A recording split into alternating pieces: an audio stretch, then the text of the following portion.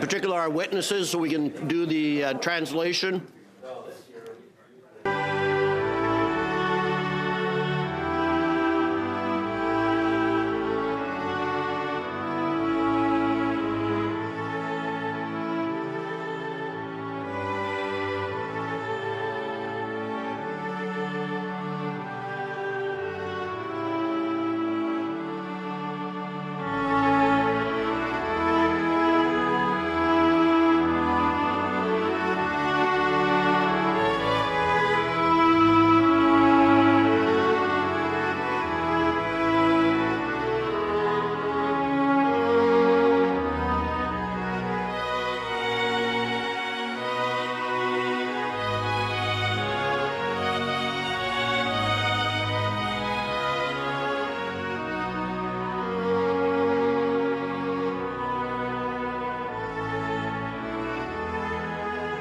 It's 8:15 and it's time to call this meeting to order. Welcome to meeting number 32 of the House of Commons Standing Committee on Indigenous and Northern Affairs. We recognize that we meet on the unceded territory of the Algonquin and Anishinaabe peoples.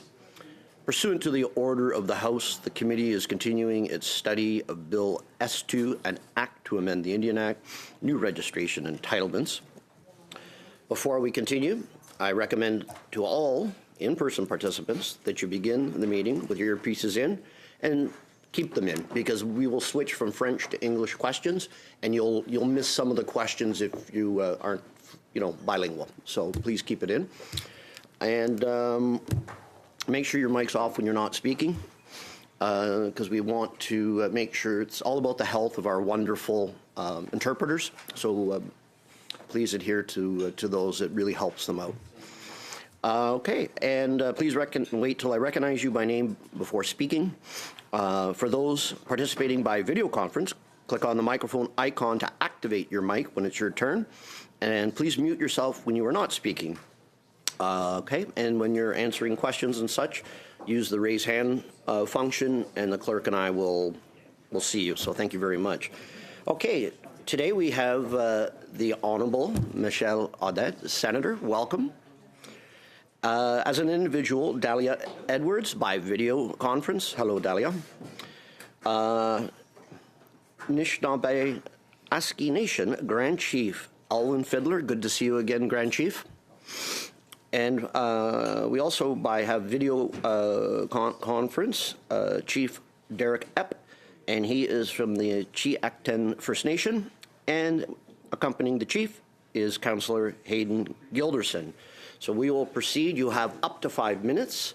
I will say when you have 30 seconds left, just so you can wrap it up, and then we will cut it at the 5. So thank you very much. And first off, the Honourable Senator, please take it away. Monsieur le Président, merci beaucoup. Merci pour l'opportunité de pouvoir témoigner devant votre... Dear Chair, dear members, I'm delighted to be able to testify in front of your committee, and I'm going to start the subject. Delahan Nicholas, the government admits itself that the Indian law goes against, in an unjustified way, the paragraph 15 of the Charter.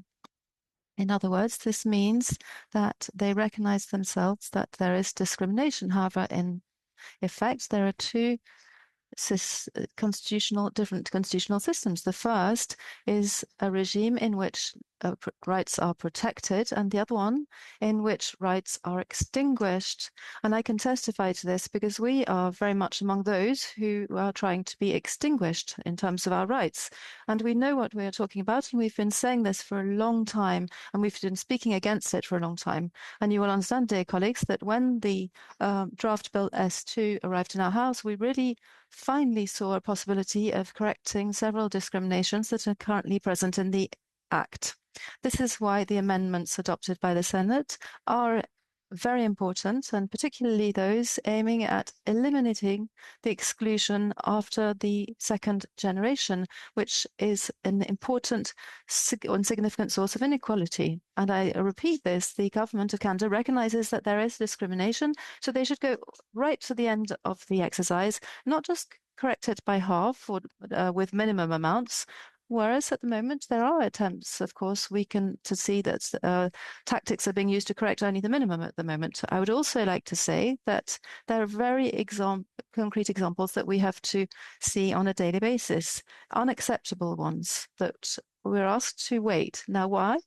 As a family, should I divulge the name of my child's father? And if I don't do this, it becomes very complex. Whereas a Canadian woman or a woman from Quebec does not need to provide this information. Her child immediately becomes Canadian citizen. And even more recently, this government widened this gap even further by saying to people from second generations born outside the country that if they could prove that they had one Canadian parent, that they were then able to obtain Canadian citizenship, one single parent. Whereas we, women of First Nations who have been on these territories for millennia, we are not allowed to have this same rule of one parent. We are not allowed to be able to transmit our status to our children. So if it is not two systems or two different constitutional systems, what is it? Because as far as we are concerned, this is a real difference and the consequences are just as real. Amendments proposed by the Senate are not excessive. They are logical. They simply aim to ensure that the legislative response fully respects the right to equality. And above all, solutions already exist. We even inspired ourselves from several nations and communities who have their own rules of belonging and membership. And in some cases, such as the James Bay and Northern Quebec Agreement, the transmission is based on the one-parent rule. It works on for some people, but not for us. And this is difficult to understand and to accept.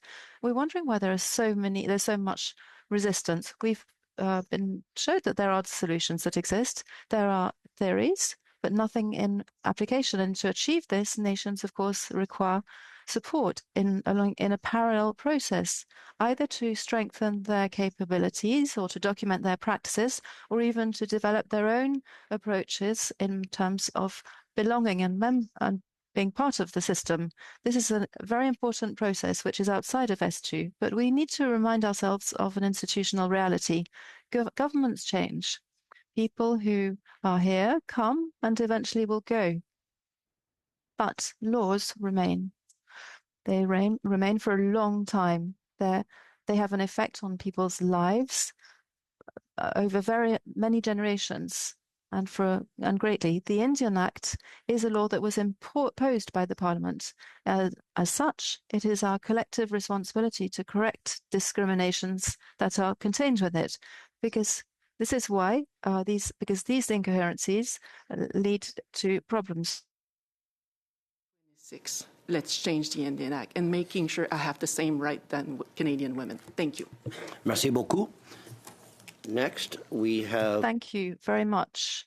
Now we have... Can you hear me? Yes, go ahead. Honorable speakers, members of the House, and all my relations. Ani Bojo Kinawea, Dahlia Edwards, Minwa Gimiwa Nimikwe and Dishnakaz, Nishnabe Minwa Shaganash Kwe and Dow, Hamilton and Donjba, Wikwim Independagos, Baker Creek, British Columbia, Lechaco Dene Ke Megwa Indida, Wabajishi and Dodem. Hello everyone, my name is Dahlia Edwards and Gimiwa Nimikwe. I'm of Anishinaabe and European descent. I'm originally from Hamilton and belong to Wikwemkong unceded territory.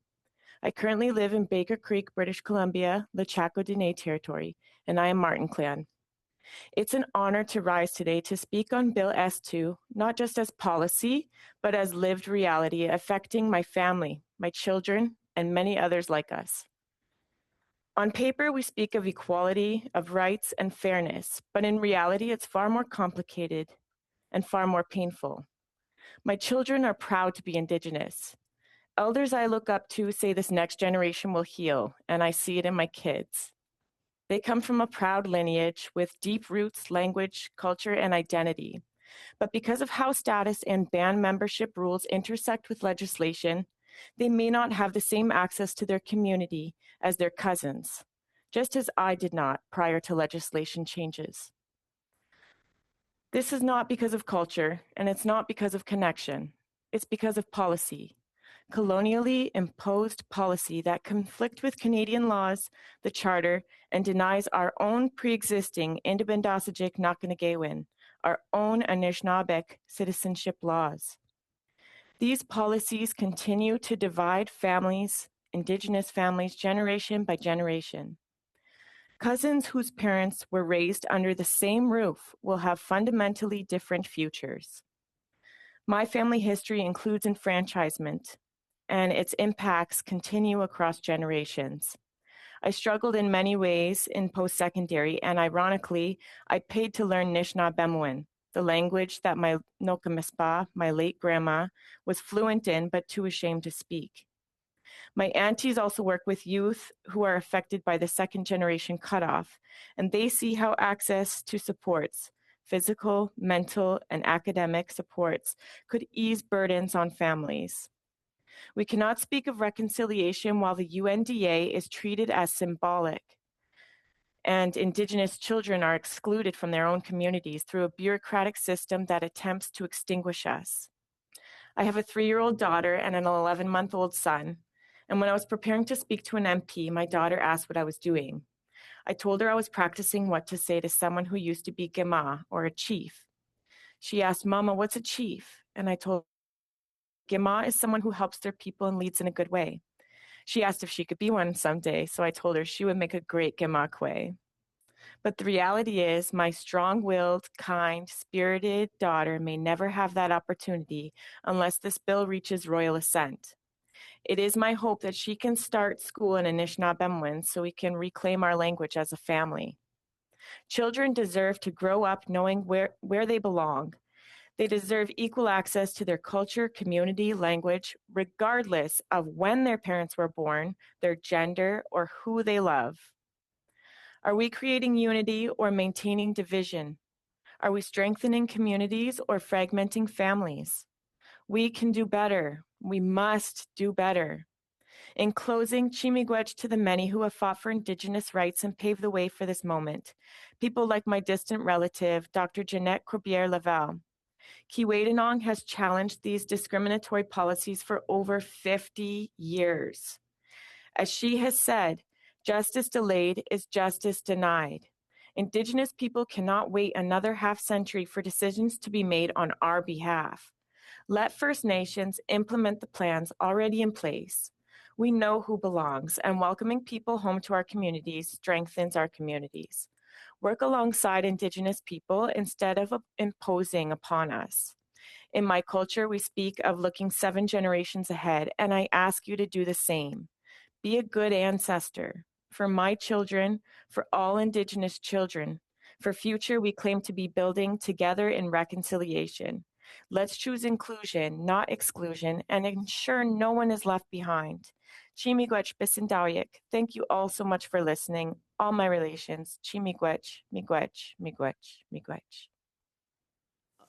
Next up, we have Grand Chief Alvin Fiddler. You have up to 5 minutes, Grand Chief.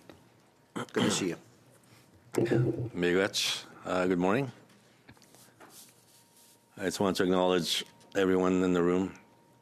I'm really honored to be sitting here with my friend Michelle, Senator Michelle Odat.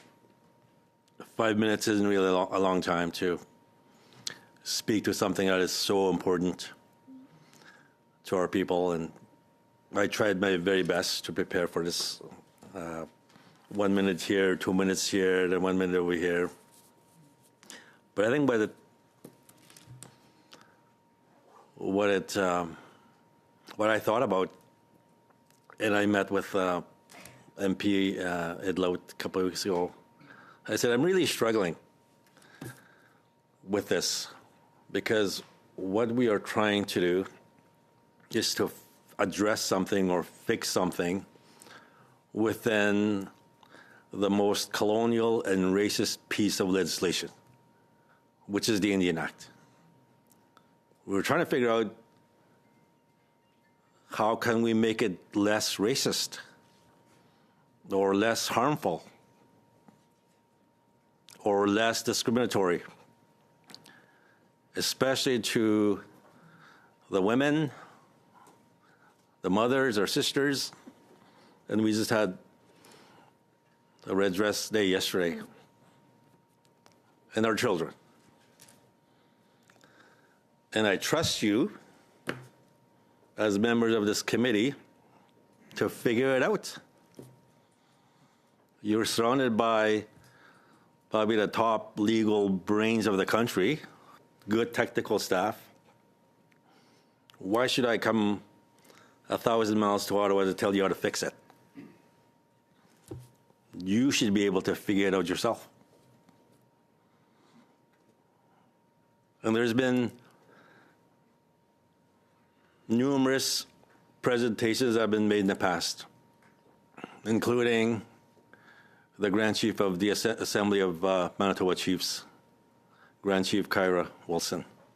And I echo the recommendations that have been put forward.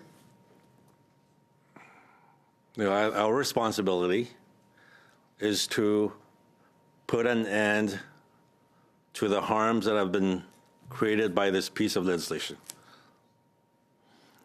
or the Indian Act. And if you're really serious about addressing the historic wrongs and the injustices of against our people, especially women and girls and children, we need to start looking at actually dismantling these colonial structures that are being held up by things like the Indian Act. To give the authority back to our people.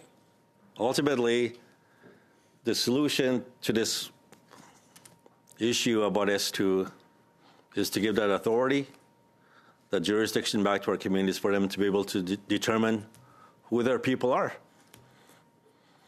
They're smart enough to figure that out. And I think our responsibility as leaders of this country is to help in that process. And that's why I came here today.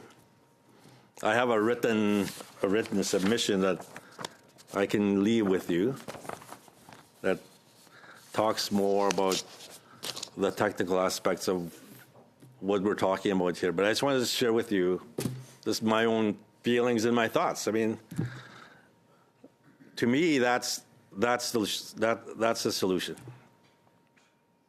is giving that authority, that jurisdiction back to our nations. So I just want to say thank you. Miigwech. Thank you for your words. Thank you for your words very much. And please send your written submission to the clerk, and he'll circulate it, and the analysts will look at it too and incorporate it. Okay? Thank you. Miigwech. Okay, next we have from the Chiacton First Nation, we have Chief Derek Epp and Hayden Gilderson in person. You have 5 minutes. Is someone presenting all five, or are you splitting your time? All five to the Chief. Okay, go ahead, Chief. Sorry, we'll split the time. I'm going to hand it over to Hayden as soon as I'm done here. But good morning, everybody. Good to see you all again. Thank you for allowing me to come and be a witness to this committee and in this important work. Many of you know who we are, what Chiactal does, and our progressive economic development, and how we've really flipped our script to become economically self-sufficient. But a lot of that is our identity and who we are as a nation, and really here to speak in support of the passage of Bill S2 and acknowledging the speakers before me and highlighting the importance of why we're here today. And it's so important to continue on with this work and looking at it, an opt-in nation-to-nation implementation agreement that includes the fiscal planning, the capacity support, and the respect for First Nations jurisdiction. I'd be happy to dive into a bit further of the details of more of that fiscal side and our identity as a nation, but I'll hand it over to Councillor Hayden to explain in more detail. And you have 4 minutes and 30 seconds. And members of the committee. My name is Hayden Gilderson, and I serve as a councillor for Chiactal or Chiacton First Nation. I'm here as a representative of my nation, but also as a father, community member, and someone who's heard directly from our elders, parents, and youth about what Indian Act registration means in real life. I want to begin with a simple point. Chiactal is currently facing a risk of legislative extinction, not because our people are disappearing, but because of federal law narrowing who counts. We support the passage of Bill S2 with the Senate amendments intact. We support addressing the second generation cutoff. Reform is necessary and long overdue. But how that reform is implemented matters. In 1992, Chiactal progressively adopted a custom membership code under Section 10 of the Indian Act. Our nation made a very clear decision then. If you have a Chiactan parent, you are Chiactan. That means you belong to our nation. You are a part of our community. You can participate in our ceremonies, hold land, access community supports, and be recognized as one of our people, regardless of your status registration. This decision reflects kinship, cultural continuity, responsibility, and nationhood. In other words, Chiactal already exercises self-determination by recognizing our own people. But the problem is this. We recognize our people, and Canada often does not. Today, Chiactal has approximately 750 members. Of those, 612 are registered under the Indian Act. About 190 of those registered members, approximately 31%, are registered as 6-2. This matters because the second-generation cutoff means many of their children may not be eligible for registration if the other parent is not registered. This is a personal scenario for me. My 2 children are recognized as Chiactan members. They belong to our community. But under the current federal registration system, they are not eligible for Indian status because of second-generation cutoff. And that is the disconnect that we're asking Parliament to address. The current federal system is creating a separate and shrinking definition of our people. Each generation, more of our members risk being recognized by Chiactal, but not by Canada. This is already starting to affect families, housing, programs, services, funding, governance, land use planning, and long-term planning. At its core, this is a threat to Chiactal's goal of self-determination. True self-determination requires the authority to define our own citizens. Chiactal has already taken steps in that direction, and many First Nations across Canada have. But the federal systems have not kept pace with this, and that's why Bill S2 matters. But passage alone is not enough. Chiactal is recommending an opt-in, nation-to-nation implementation approach. Canada should pass Bill S2 with the Senate amendments intact and collaborate with First Nations on implementation agreements that address 3 key areas. The first being fiscal planning that Chief mentioned. This is essential to ensure that funding and service arrangements reflect changes in recognition. If Canada is expecting First Nations to support more members, the fiscal relationship must evolve accordingly and modernly. Secondly, there should be capacity support so that First Nations are not left to handle the administrative and governance pressures alone. This reform should not mean transferring responsibility without adequate resources in place. And finally, respect for the jurisdiction of First Nations is vital, allowing nations to define their own people based on their laws and customs. This reform should not be delayed. It needs to be effective and adaptable. An opt-in approach enables nations to proceed at their own pace based on their readiness and priorities. Chiactal will continue to recognize our people. Canada must align with this reality, ensuring that the registry reflects rather than limits our community. So our message to this committee is clear. Pass Bill S2 with the Senate amendments intact, address the second-generation cutoff, and work with First Nations on opt-in, nation-to-nation implementation agreements that include fiscal planning, capacity support, and respect for our jurisdiction. Thank you. Thank you, Councillor. And now we'll go right to questions. We have MP Morin. You will have 6 minutes. Question and answers. Thank you, Chair. I'm going to go to Senator Odette. You know, this bill, a lot of numbers have been done with this bill. I'm sure you guys went over them in the Senate, and the implementation of it was 7,000 to 8,000 new people, maybe an influx of 25,000 at the start. The ISC budget is 25 billion, 20 billion, 26 billion, give or take. And the implementation of this was about $50 million, maybe on average per year. Did you guys go over those numbers, and do you see that? Do you see this as the numbers as an impediment to getting this done? Impediment. J'aurais dû prendre les écouteurs. Impediment. I didn't get that. I didn't understand impediment. Yes, it means an obstacle. The government or the official comes and bring numbers and funding. It does bring a pressure to communities who are affected by the colonial system, and many generations are born under that culture. So they're not aware or didn't live the former governance of their own nation. So yes, if we play with words or how we bring a concern, it's all about how we bring a message in my world, how we speak to people. So if we scare people, people will stay scared and will say we don't want. But if we speak the truth to say, we impose that to you, and we will correct that with you to make sure that what the councillor mentioned, Grand Chief mentioned, that how we can build with you, not to tell you how, but we will support you. I believe that nobody will be scared. Thank you. You mentioned also something in your testimony that the James Bay Cree have a one-parent rule, and it's lasted for generations now, and the government recognizes that. Is that what you? Can you confirm that? I can confirm that. And when I met with the minister, because I'm an unusual sponsor, I guess, for a bill coming from the government, that we look for many years how the Cree are doing citizenship or membership or how they recognize their people, and that it should be a good example. And if it doesn't work well, they can teach us to make sure that we make it better. So yes, she is aware that I mentioned that we've been looking for years the way they do things with their nation. And the minister's from James Bay Cree, is she not? Yes, yes, yes. And they have a one-parent rule there? Yes, yes, Thank you. yes.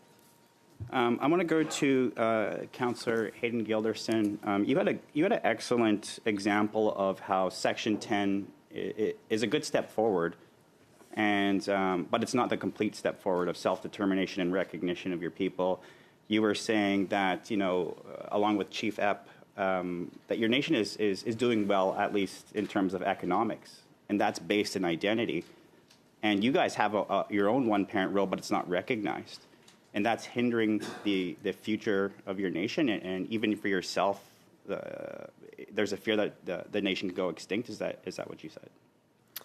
Yeah, definitely. There's a concern with the one-parent rule in our custom Section 10 membership code. So we are a one-parent rule. If you have a Chiacton parent, that kid is entitled to Chiacton membership.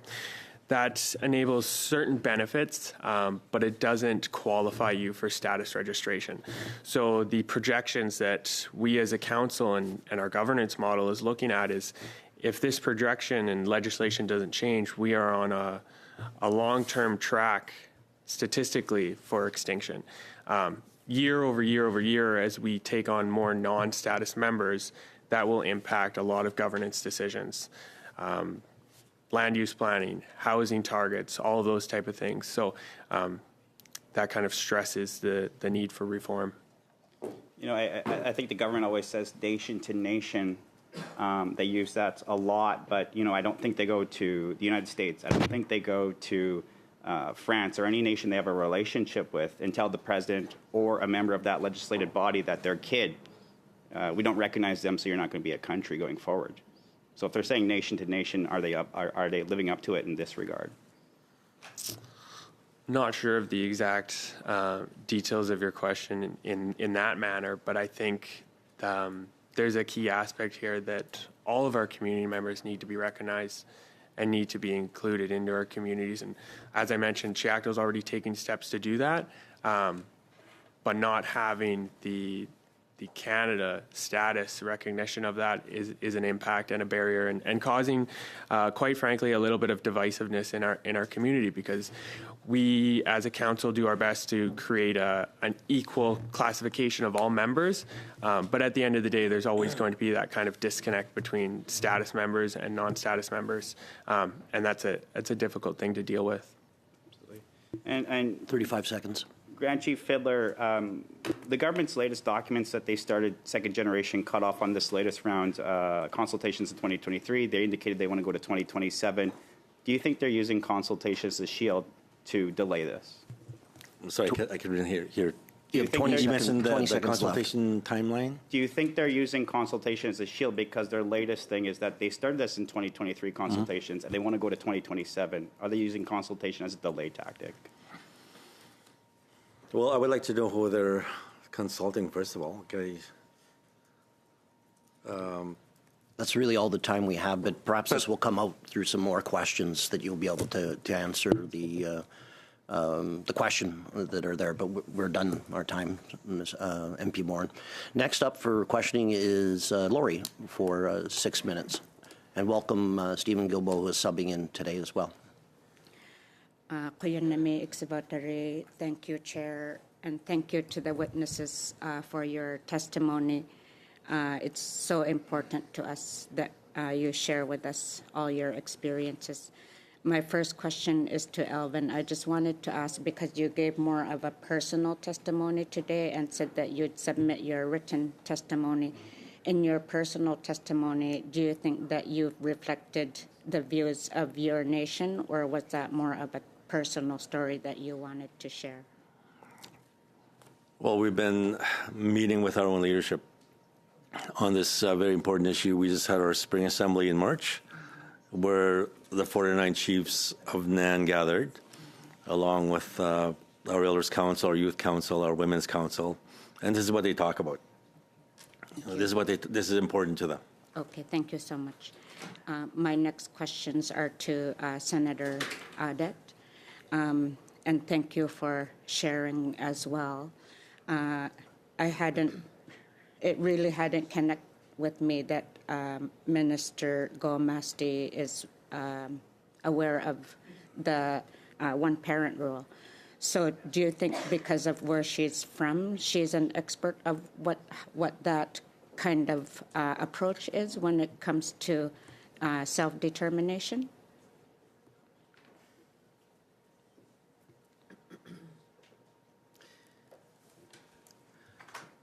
I would say she does speak for herself, but my understanding, with respect, she understands, and she mentioned that there is some realities that could be improved, which tells me that in any society, we have the duty to improve every day as a human being or as a collective.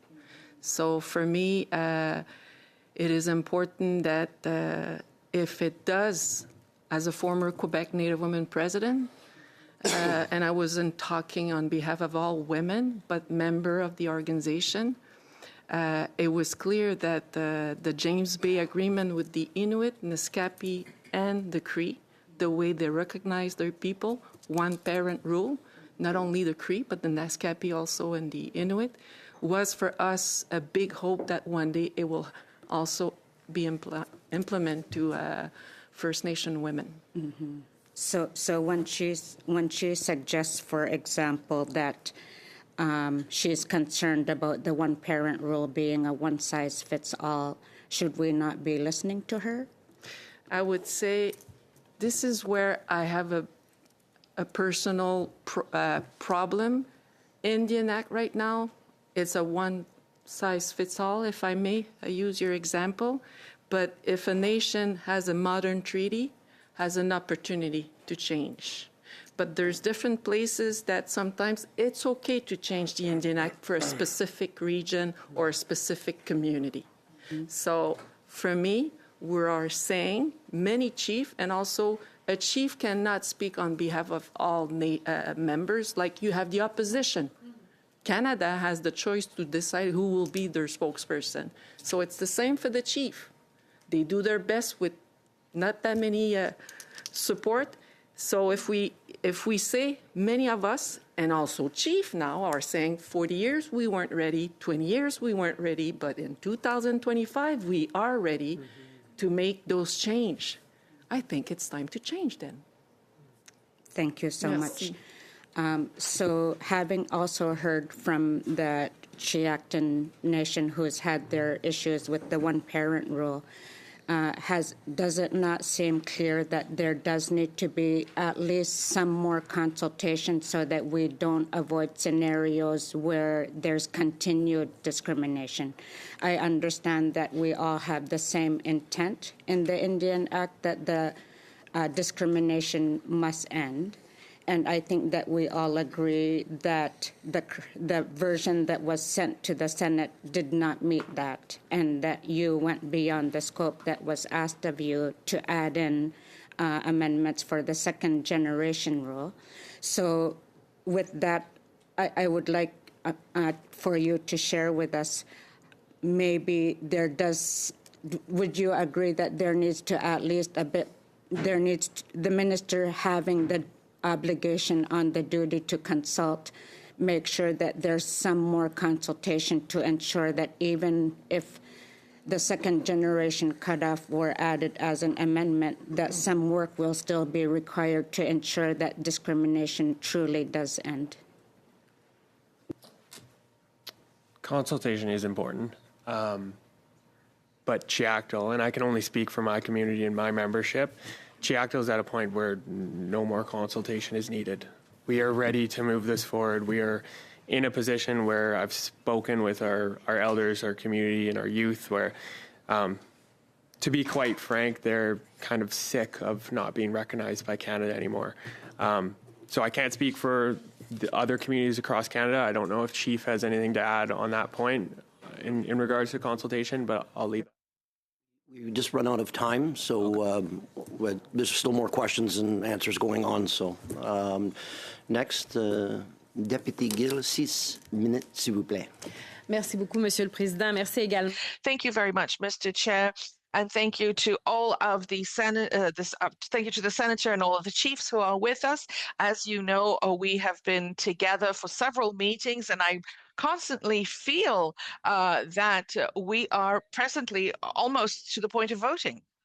And we're talking about consultings and details, and we've already had consultation. And what are we talking about? We're talking about discrimination against women. We're talking about genocides and rights. And then we say, should we consult more to find out whether genocide is something that we should be doing something against? And should we be discriminating against women, or should we stop before we wait and stop discriminating? I'm surprised. And even the word consultation, I feel that we're going against Indigenous and saying, you want to be consulted? Oh, you don't want to be consulted. So I'm fascinated. I'm amazed. I feel like we're somewhere else entirely. And we already know everybody's positions. And so I would just give the floor to Chief Fiddler and App and Mr. Gilson and Madame Odette and Miss Edwards, because you can tell me what you think and if you think I'm wrong. But I think we can agree when we're talking about discrimination, genocidal, and even in my riding, Nashkawiak, yes, we know that there is a single parent rule for the Naskapi and Innu, and it's pretty much what is going on, what is happening on with the nations here. So we feel that there is going to be an extinction. So this really is an emergency. And the court must act with urgency. Are we willing to vote? Are we ready to vote? And Madame Odette, because you were there during all of the senatorial works and you participated very assiduously, and we heard Senator McCallum tell us that the Prime Minister and the Minister said, no, forget it. We don't want any amendments. We're not going to vote on this with a month. I find that amazing. And what you're saying is that we are represented, and you say that we're waiting to go. So what should we do? Should we do this quickly with the modifications proposed by the Senate? That's what's in front of us here today. And we should not be discussing this even further, because we shouldn't be discussing things like discrimination and genocide, because we know that the Indian Act is paternalistic and colonial. So, okay, so I'll let you share the time as you wish. I'll keep track. I can start if you want. Pour ce qui est de l'obligation de consulter. Okay, so as for the obligation of consultation, I invite all parliamentarians, all senators, to realize that if you use the argument of duty to consult, then it has to be good for all bills that are going in both chambers. Let's be honest. And secondly, we're talking about discrimination. That is what our duty is, to make sure that we respect the Charter of Rights and Freedoms, and that we also respect what the nations have been asking since they were heard officially within the parliamentarian context in the Senate and the process. The dialogue and exchange and sharing with the nations is a parallel system that should be going on, as my colleagues, my chiefs are saying. So these are two separate things in order to be able to get one constitutional plan. About consultation and to the previous question from MP Morin. Consultation can be a good thing. It could work. But the problem is Canada has not always been consistent when it comes to talking to First Nations people. For example, a year ago,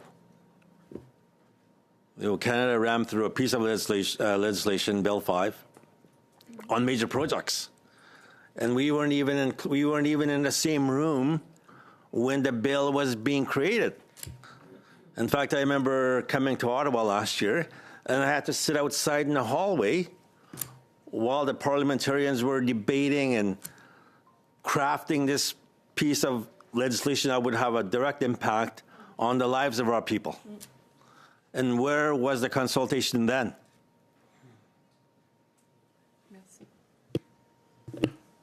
And we have 1 minute, and I think the Chief Ep, did you just put your hand up? Yeah, go ahead. Sure.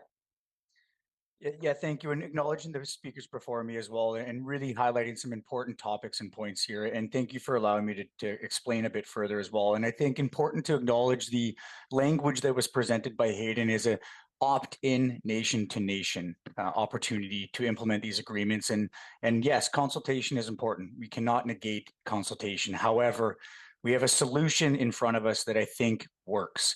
And I want to tell a quick story about, actually, the reason I'm not there today, I was at a ceremony last night in my community for our children, ages 0 to 5, welcoming them to our community, blanketing each of our children and providing their headbands and bringing them back to our community in a very cultural way that, quite frankly, we fund because we're economically self-sufficient. We decide who our children are of our community. But to what the previous speakers are sharing with us, there is a fundamental disconnect between that and what the Indian Act currently says. And it is discriminatory. It does have language in there that does separate. So thank you. I just wanted to share that.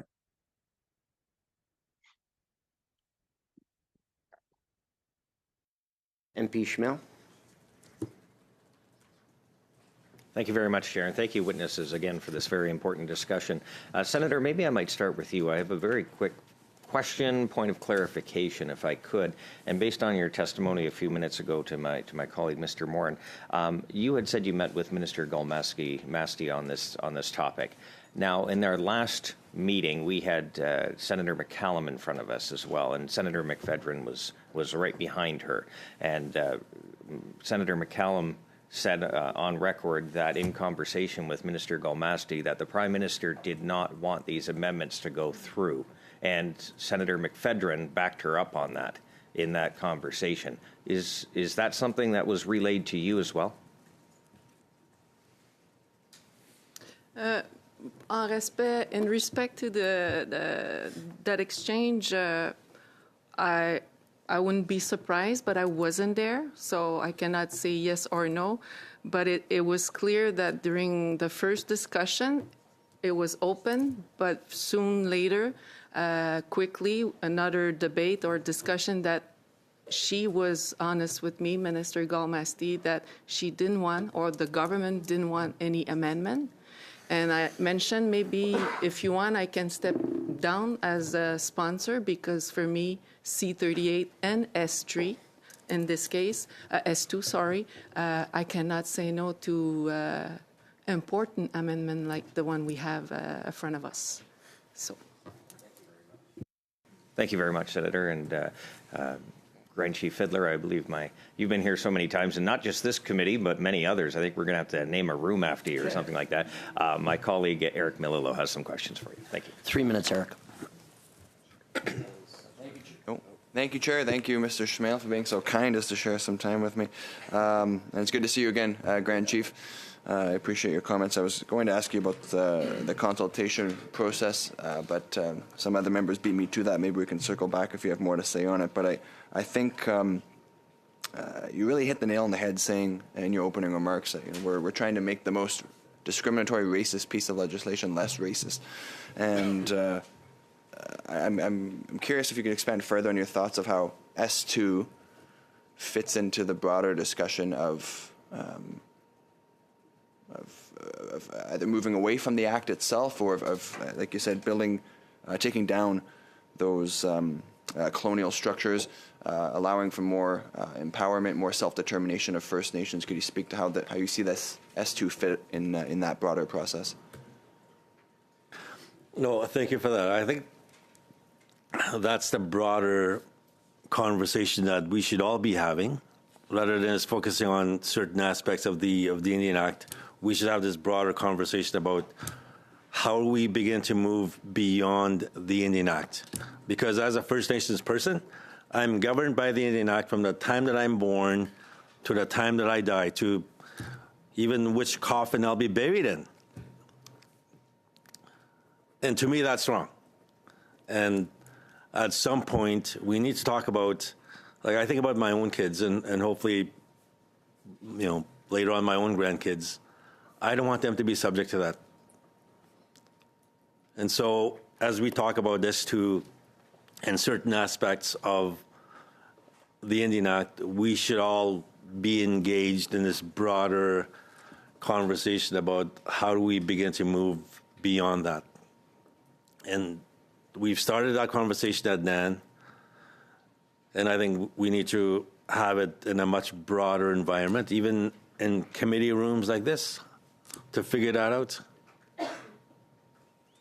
I appreciate that, and I also appreciated your comments earlier as well around the fact that we should be able to get these things done. It shouldn't take this long. I know I've been elected now almost 7 years and on this committee for most of that time, and we've done a lot of good work in here across party lines. We've brought forward a number of reports that the analysts have worked very hard to make coherent, and it sits on the minister's desk and doesn't get moved forward. So I just wanted to echo that frustration that you shared as well. I don't have a lot of time, but could you speak with the time I have left to some of the personal aspects around S2, things that you're hearing around the second generation cutoff in NAN territory and in Northwest Ontario? You have 17 seconds, not a long time. Yeah, I mean, I mentioned earlier about the Red Dress Day. That was yesterday, and how important it is to commemorate missing and murdered Indigenous women and girls, to ensure that MMIWG Commission, all the recommendations, call to actions are fully implemented, and this is part of it. Like our sisters, our moms have been harmed so greatly by the state, by the colonial pieces of legislation that continue to have an impact on our lives, and we need to start somewhere. And to me, if you can figure out how to do this with us too, then to me that would be a really good start. Thank you, Chief. Next, we have Deputy Levac, 5 minutes. Merci beaucoup, Monsieur le Président. Merci à... Thank you, Chair. Thank you to all our witnesses. Thank you for your time, and your testimonies are very much appreciated. I'd like to say that since its inception, S2 has had a very specific goal, a very specific timeline. And this is to resolve the whole question of enfranchisement, which affects around 3,000 First Nations, and we're risking not even adhering to the timeline of S2 because amendments have been put forward, and our government has always said that we want to resolve problems. We've been committed since last summer to deal with this question of the second generation cutoff. And so this collaborative process, and I'd like to emphasize the word collaborative, it's not just consultations that we're talking about. We started a collaborative process in 2023 in order to co-develop this legislation. So together with First Nations, we're trying to move forward with this legislation and give it the teeth it needs with the buy-in and the input of First Nations. So I think it's important to point out that we had a goal, and to say that the government doesn't want any amendments. Well, we had a goal and a timeline, and we wanted to move forward with new legislation. So with this collaborative process, I'd like to hear from Chief Fiddler. Has your nation been involved in this collaborative process, or did we ask for solutions from First Nations in order to resolve this question of the second generation cutoff?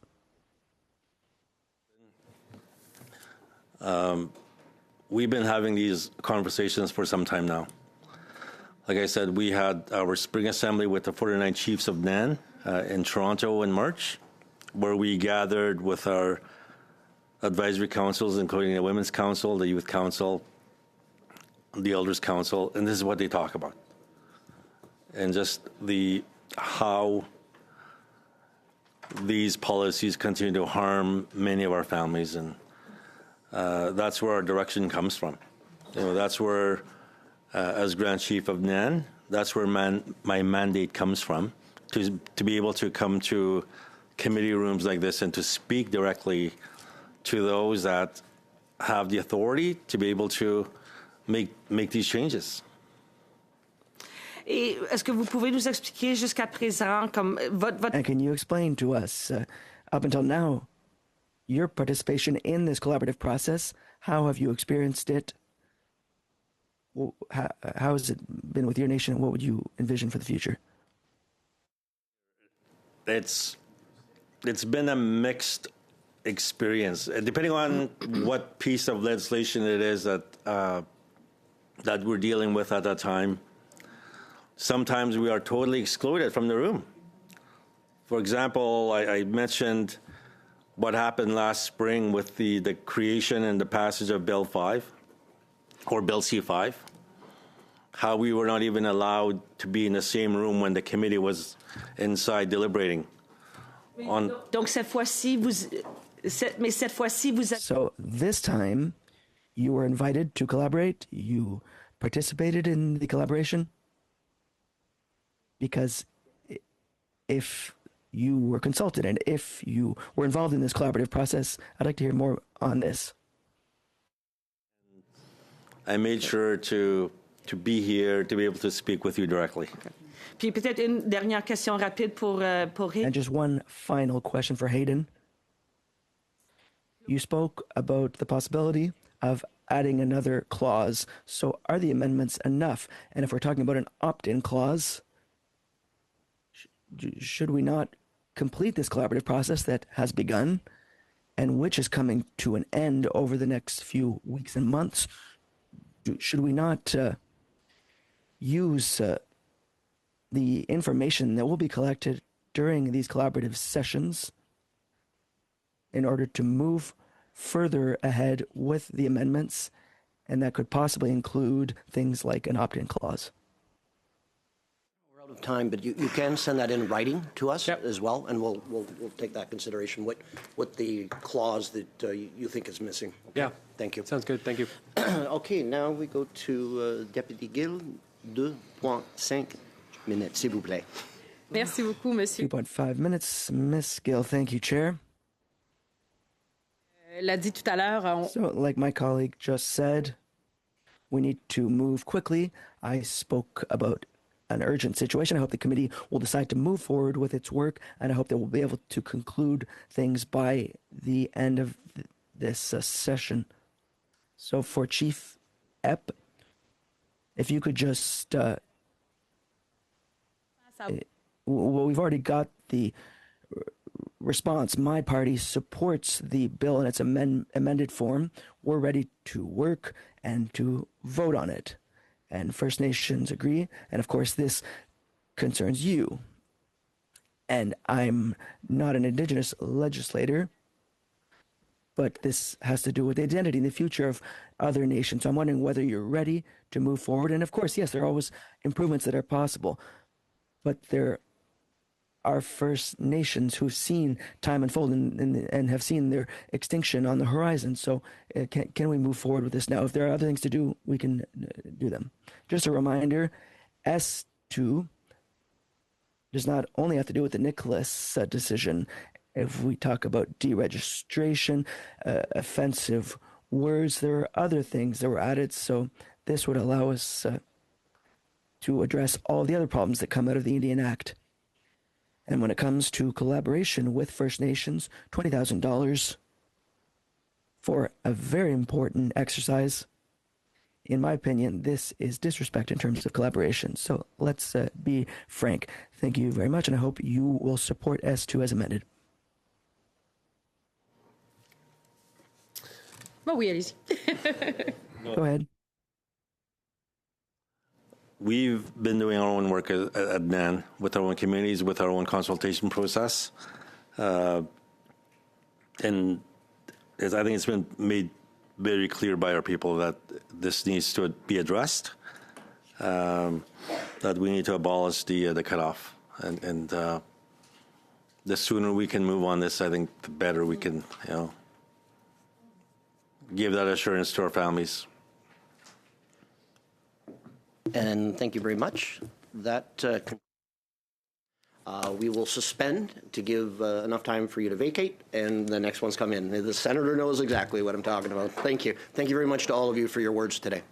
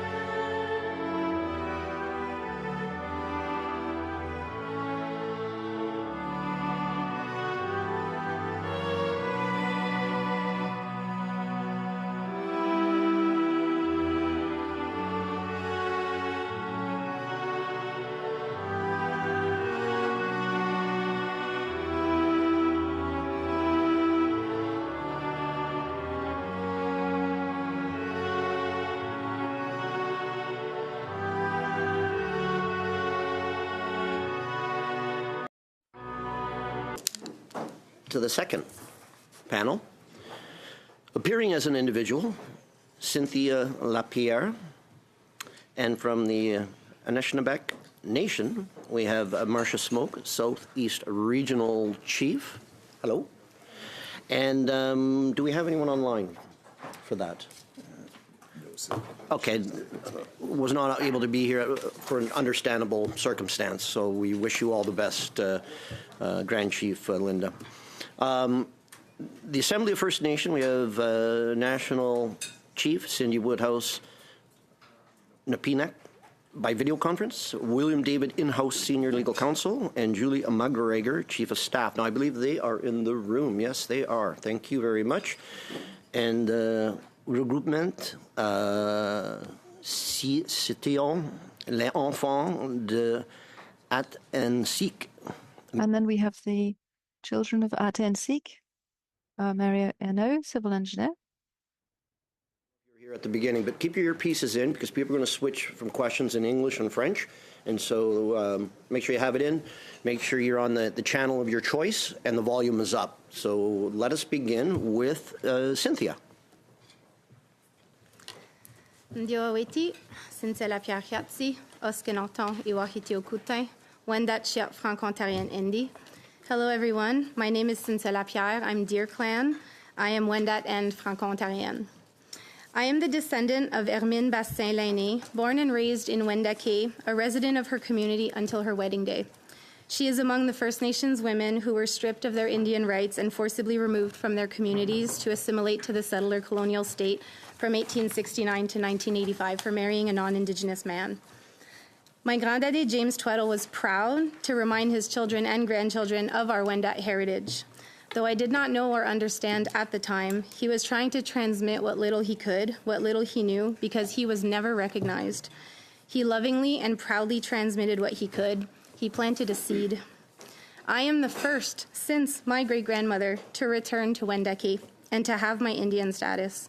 I continued my granddaddy's legacy of reestablishing our connection, and I succeeded. Today, with more and more confidence, I affirm my Wendat identity. I am a part of my community. I work in Wendat language revitalization. I am a longhouse woman. I am a smoke dancer at powwow. I am healing, celebrating the connection that was lost for 3 generations. Studies have found that trauma is intergenerational, and I'm here to tell you that healing is also intergenerational. A few weeks ago, Troy Chalafu said that you're not hearing anything new. His statement propelled me to want to share my story, a story that has not been heard as much. A story of the Dishno case descendants of women who lost their status, the ones buried for generations that are now regaining their rights. The Indian Act tried to bury us, but it didn't know that we were seeds. We regained our rights as Canada repaired sex-based discrimination in the Indian Act, but we're not here to talk about Bill C-31, the McIver, or Dishno cases. So why is my story relevant to Bill S-2? Because history is repeating itself. There are children in our communities that are ghosts. They have no rights or recognition or belonging. When these children turn 18, they will be forced to leave their communities, like my great-grandmother who was forced to leave when she married. These children, like my granddaddy, are socially and culturally excluded and forced to live out their lives as Canadians. You assimilate from birth and deny all potential for cultural transmission to future generations, thus committing genocide in real time. McIver and Dishno cases brought corrections to sex-based discriminations, yet Canada continues to uphold its discriminatory policies, such as Sections 6.1 and 6.2 of the Indian Act. Let's not forget when and why these were created. With Bill C-31 in 1985, some women and their children regained their rights. So the Indian Act had to adapt to uphold its objective of genocide, give women and children their status, while introducing a second-generation cutoff. It's working. As of today, registered Wendat aged 0 to 39, those having or who will have children, are 87% S2. They can't pass on status. If Bill S2 is not passed, their descendants will suffer as the last 3 generations of my family have suffered. They will be buried, but I can guarantee you this, they are also seeds. So long as Canadians continue to live on Turtle Island and benefit from its renewable resources, so too is your accountability to the treaties between us. So too is your accountability to not only address but repair the harm the Indian Act has caused and continues to cause. Ending the second generation cutoff will break the ongoing cycle of genocide in the Indian Act. You have heard it all: the legal, political, ethical, human reasons to move forward with this bill. So I call on you to do the right thing. Today, at this very moment, it is you, the members of Parliament, that have the power to right the greatest of wrongs in the Indian Act, to pass Bill S2 with amendments made by the Senate to ensure the survival of our nations and all faces yet to come. The headline that I'd like to see this year: in 2026, the Indian Act turns 150 years old. Canada, in a true act of reconciliation, abolishes its original objective of the genocide of First Nations by implementing a one-parent rule that guarantees their survival for all time. Someday, it is your descendants who will look back on this day in Canadian history with 30 pride, seconds. knowing that you finally did the right thing. Yo. Midwich. Next up, we have Martha Smoke, Southeast Regional Chief. You have up to 5 minutes, Martha. And just if you weren't here at the beginning, when you get to about 30 seconds, I'll just say 30 seconds so you just can wrap it up, and then there's going to be lots of time for a dialogue with MPs. So go ahead. Midwich. Ani Bojo, Kwe, Nigani Makwa Kwe Indigenous Cause, Makwa Ndodum, Alderville and Dunjiba. Ladies and gentlemen of the committee, I want to begin by first acknowledging my ancestors who are here with me today.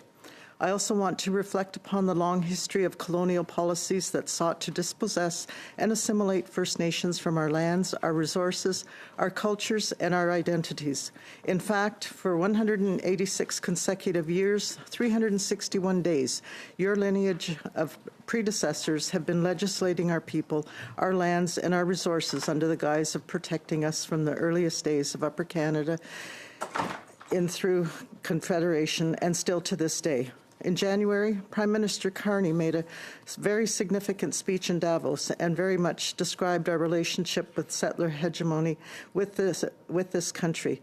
We are still living with the impacts of those colonial policies, the structural disposition, cultural assimilation, erasure, and incorporation, and that's why I'm here before you today.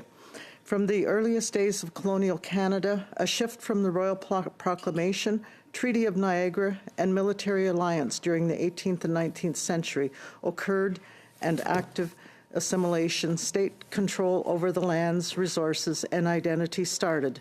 These hegemonic actions laid the foundation of the Indian Act in 1876, a piece of legislation legitimizing hegemony. The Indian Act itself was designed to control and assimilate our nations. Enfranchisement laws stripped our people of status and disconnected families from their lands and their nations. These are historical facts. The legacy of these policies remain at the forefront today, manifested through systemic discrimination, broken treaties, broken promises, broken families, and ongoing marginalization. And those discriminatory impacts continue to remain embedded within the Indian Act itself. That is why Bill S2 matters. The Anishinaabe Nation supports the immediate passage of Bill S2, including the Senate amendments and the one-parent rule to eliminate the second-generation cutoff. The second-generation cutoff continues to discriminate against First Nation families by limiting the ability to pass on legal status across generations. Over time, it removed our people from our nations through federal law. Some have described this as legislative extinction. We are the only people in this country subjected to legislation designed to exterminate our legal status over generations. The federal government has acknowledged this discrimination, but acknowledgement without action is not justice. Consultation and implementation discussions are important, but they cannot be used to delay equality or postpone the correction of known discrimination. In short, there ought to be no weaponization of duty to consult. Instead, perhaps government should look within and ask themselves, how do we atone for these injustices after almost 2 centuries? How do we ensure that First Nations have an appropriate amount of land and resources to welcome their citizens back and to teach them about their language, culture, and traditions? Canada must stop treating our nations as a financial burden or exercise, because that is what this delay is really about. Cost of doing the right thing. There is a clear distinction that must be recognized. Canada is responsible for fixing discriminatory federal legislation. First Nations are responsible for determining how implementation occurs within their own nations. We can work on implementation together, but equality cannot wait. The Anishinaabe Nation is already doing this work through Edibindogzijig, our citizenship laws. Our chiefs and communities are advancing citizenship discussions grounded in our own laws, teachings, and principles of belonging. We are not absent from this process. We are at the table, and we are helping shape the path forward. We have also heard exaggerated projections suggesting hundreds of thousands of people could immediately become entitled to registration. Historical experience does not support those claims. We must also recognize that enfranchisement was not only about identity, it also resulted in the loss of First Nations lands. Restoring rights must therefore include discussions around land, housing, infrastructure, and additions to reserve reform so our nations can grow and support future generations. The Senate amendments provide a clear and practical solution. The work has been done. The courts have spoken. First Nations have consistently pushed for these changes. From an Anishinaabe perspective, we are guided by a simple teaching. We do not leave anyone behind. Parliament is not being asked to develop a solution. The solution is already before you through Senate amendments. Pass the bill, adopt the amendments, finish the work. Miigwech, miigwech, miigwech, miigwech. Chief Miigwech.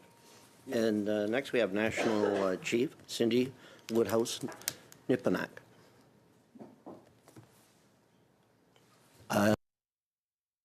You're on mute. Anine, Carrie, it's nice to see you. Apachikachinenda Makanaka Beach, Jayanumanungo. Here with Chief Norman from Wegmatook First Nation and many other chiefs here in the East Coast. And I asked him to sit with me today because this is affecting his nation and his territory. So Chimiigwech for being here. For those of you, my name is Cindy Woodhouse Nipanak. I'm the National Chief. And I would like to acknowledge that I'm enjoying you today from the beautiful Mi'kmaq territory here in Nova Scotia. We have, many chiefs here in the room with us from this region, and they are all affected by this bill. I want to thank you to the committee for the invitation to appear today as you study Bill S2. The Assembly of First Nations has reviewed the advisory process, final recommendations, and feedback report. We gathered and considered input from First Nations communities and carefully examined the potential impacts of different approaches to the second generation cutoff rule. During our December Special Chiefs Assembly, our leadership engaged in considerable dialogue on this topic, and they adopted AFN Resolution number 54-2025. Among other things, this policy reaffirms that First Nations rights to identify our citizens. It informs my remarks today. It is widely accepted that the objective of the Indian Act's second generation cutoff rule was created to reduce Canada's obligation by steadily decreasing the number of people entitled to Indian status. It reduces us on paper, even as our people continue to exist. The second generation cutoff rule has serious implications for First Nations identity and membership. It is discriminatory and increasingly restrictive over generations. It is a blood quantum rule rooted in colonial thinking. Status depends on how much Indian ancestry Canada believes you have.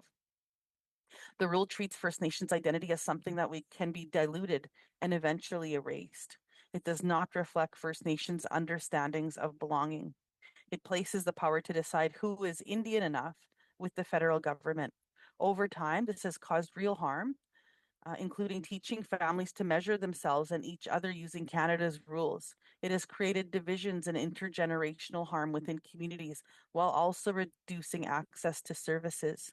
It has caused many of our people to question their own legitimacy, identity, and culture. For those listening, I personally know that this is difficult. But we lift you up in a good way. We want you to know that it is you that we are here fighting for today. The second generation cutoff rule raises serious human rights concerns. The United Nations Declaration affirms that First Nations rights to determine our own identity and membership. to maintain our cultures, institution, and kinship systems, and to be free from forced assimilation. Canada has endorsed the Declaration on the Rights of Indigenous Peoples and passed legislation committing to its implementation, yet the second generation cutoff remains. Canada still decides who we are and are not. The United Nations Declaration affirms free, prior, and informed consent, which requires First Nations to be meaningfully involved in decisions that affect our rights, identities, and futures. Changes to the second generation cutoff directly affect identity, citizenship, community membership, and future generations. Free, prior, and informed consent is essential, not optional. Addressing the second generation cutoff is therefore not only a policy issue, but a human rights obligation. The harshest impacts on the status quo fall, of course, on our women, our descendants as women, and those that are already made vulnerable by colonial practices and policies. Despite previous amendments to the Indian Act, the second generation cutoff rule continues to perpetuate sex and gender-based discrimination. The result is an erosion of First Nations identity, sovereignty, and self-determination. The result is a systemic reduction of our status population. The truth has legal and governance consequences for our people, impacts on funding, land entitlement, and political participation. That is why we are calling for a co-developed national implementation framework once Bill S2 passes as amended. To be effective, this framework should be led by rights holders to determine how best to implement First Nations jurisdiction over membership and citizenship. In addition to timelines, dispute resolution mechanism, and accountability measures, the framework must include the elephant in the room, funding.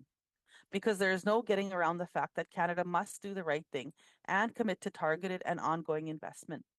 Stable funding to meet new demands for housing, health, education, social services, infrastructure, and other essential supports. This must be part of the discussion. The truth is, political will and leadership are required to honor the Crown.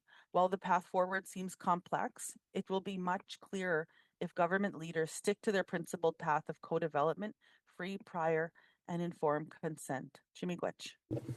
Miigwech, National Chief, and good to see you as well. Okay, so next we have Mariel Huno. You have up to 5 minutes, Mariel. Kwayaweti, Mario Huno, Yatsi, Yanariskwa, Iwahiyo Tukuta, Wendatandi. Je m'appelle Mario Huno. My name is Maria Huno. I am from the camp of the Wolf. I'm Wendat. I would like to not be here with you this morning, but one of my ancestors guided me to you all the way here. The duty to bear the voice of those who live in silence and shade have given me the bravery to come and share the stories of the submitting people. And this opportunity is something that I thank you for. I represent today the Wendat regrouping, the children of Atensik, who bring together hundreds of Wendat children affected by the second generation cutoff, the ones that you will decide the future of between these wars. We were in the Senate in the autumn through the courageous actions of our dear sister, Meneli Sabor, and with our crusade. Once again, they're here to support and defend our dignity in front of you. I'm also presenting myself here in my personal name as a hunter-gatherer, Wendat hunter-gatherer. As what I am as a Wendat, I owe to my tied hands and my ancestors and the work I've done. From my height, I have developed a wonderful family outside of the community with 2 beautiful children. However, my lineage stops here. My future generations, grandchildren, will never be allowed to live as I am in our territory, or here in Venezuela, or accompanied by our community activities. Because if they don't have a status, they won't have a status, they won't have access. How will I be able to explain to them that they deserve less than me to live on this territory, which is at the heart of our Wendat identity? My heart, my emotions, everything that I have built to preserve myself are failing. There's an emergency to act because today our children are hidden and not even listed. They do not exist. They are ghosts within our community. Despite the fact that they are alive, they suffer in silence, whilst you are studying their future and trying once again to consult. At the time being, tens of parents in our group are living injustices and the humiliation within their families. How can they say to their child that they will not be allowed to go to primary school because they are not living in the right place, that they are living in Wendake, that they are not allowed to go and get to go to the doctors there, same as the others? Can you explain to your daughter that she cannot go to the hockey tournament with her friends, despite the fact that she practices hockey with them every week? How can you explain to them that they will probably never have access to many activities in the community? In addition to this, how will we explain to them that their future as Wendats will be decided without them being able to share what they have lived and testify to this belonging for which they are already involved emotionally? Parents and grandparents on their side are do not have any weapons, are weaponless and suffering. No one listens to them. Why give them attention to their whitened children assimilated by your system? They are not even good enough to inherit our family heritage. Our children and parents and grandparents are living this tragic loss of identity and belonging. They are vulnerable and they are raw and they are responding. We're told once again that we need to consult, and that is enough. Ladies and gentlemen, members of parliament, we've stopped going round in circles. That's enough. We've been humiliated enough. We are asking you to adopt the draft bill and the amendments as proposed by the Senate to stop the suffering in our families. This straight away. I myself, I have sacrificed enough. A step back will be a signal that the state is supporting the extinction of our Wendat nation, which is going to happen within the next 70 years. The Indian Act will then have been triumphant. Do not make this mistake of mixing Indian status with belonging and justify your desire to consult even more. Would it not be time to give a real chance to reconciliation and to repair through engagement of candor and put a stop to our announced end and extinction? Allow us to reconstruct. Miigwech. Right now, we're going to go to the questions, and first off, we have MP Moore for 6 minutes. Thank you, Chair. Thank you to all our guests for coming today. National Chief, it's kind of deja vu because I think you were speaking on this topic maybe 2 months ago exactly, and so thank you again for coming. I'm going to ask you a question. Why do you think it is that the government, the Prime Minister said, we're going to move at speeds not seen in generations on things like C5, but they want to keep consulting on things like sex discrimination in the Indian Act over years? Like, why do you think there's a double standard coming from this government at this time? Well, thank you for the question. It's nice to see you again, Chief. You're always Chief to me, no matter what. And we hold you up in a high regard. It's echoing a little bit on that end. Okay, that's okay now.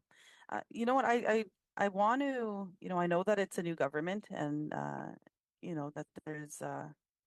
We want to give them the benefit of the doubt that they do the right thing, and I also want to just remind Parliament as well that you can't deal with other groups and give them full